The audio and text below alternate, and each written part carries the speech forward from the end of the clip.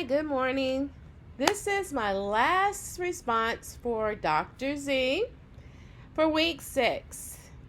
So this week's challenge was about the advantages and disadvantages of RTI, response to intervention.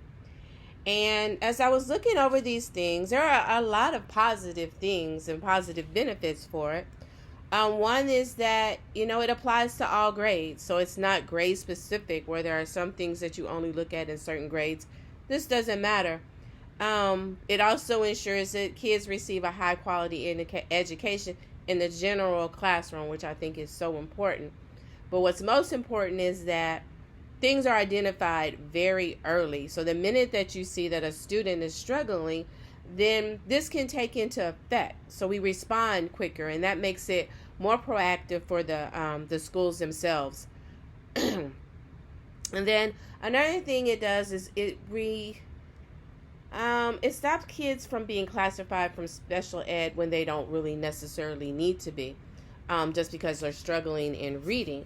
So it allows for that also not to be classified so quickly when really they may just have a little trouble or struggle with reading. And I think, again, the most important thing is that it can be identified very early. Now, what I learned, though, is that the disadvantages of it, or some of the challenges to it, is, of course, money. It's important to have someone who really knows how to conduct or implement response to intervention. And I found that even in my school, that's not done effectively because you have teachers who have no idea what they're doing with response to intervention because they haven't really been trained in it. It's also lack of time.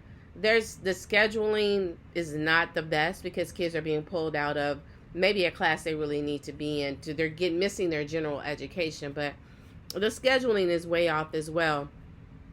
And the curriculum, I think that teachers are actually just pulling curriculum from where they find. So those are the things that I think are disadvantages of RTI. All right, thank you for your time.